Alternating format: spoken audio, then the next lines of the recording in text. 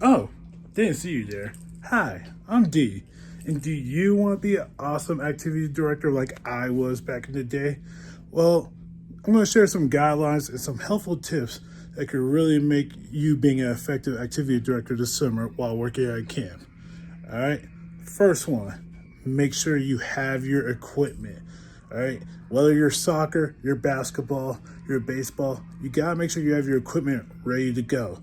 I highly recommend getting to camp early, like 8 o'clock, grabbing all your equipment, setting it up by your activity area, and then going make sure you're ready by 8:15 for morning meeting. All right. It's very important you have your equipment ready to go.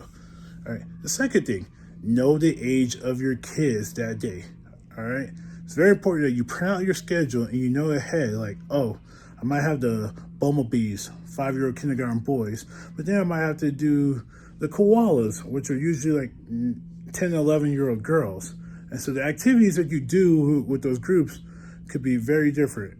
All right, and it could be some similar skills, but it's very important you know the ages of your kids that you're gonna be working with each and every block that you are scheduled to run your activity. All right, third one, be on time. I cannot stress that important. All right, so if you know that you have an activity first period at 9:30, all right, maybe you leave morning lineup around 9:15 to make sure you have everything set up.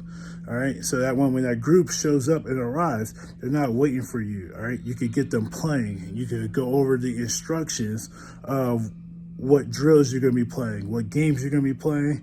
All right, and just laying the foundation. All right, nothing's more frustrating than arriving to an activity and they're still setting up. All right, and now that puts more pressure on the group leader and the group counselors to keep their kids entertained while you're setting up. All right, and then the last one is have a clear objective. I highly recommend having like 2 or 3 games that you share with the group that you're going to be playing. Give them time frames of what they're going to be doing. Be like, hey, we're going to stretch and warm up for 5 minutes. We're going to do this warm up game for about 7 minutes. We're going to take a water break.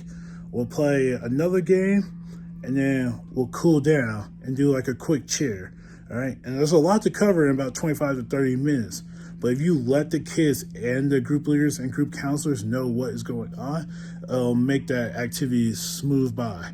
All right. And kids will ask, like, what are we doing today? So go ahead, have your objective of what you want to cover, what games you want to cover, and give the group leaders and group counselors an activity to do. Don't let them sit on the sideline. All right, you follow these tips and guidelines, I promise you, you'll have an awesome summer. Welcome to Dream Big.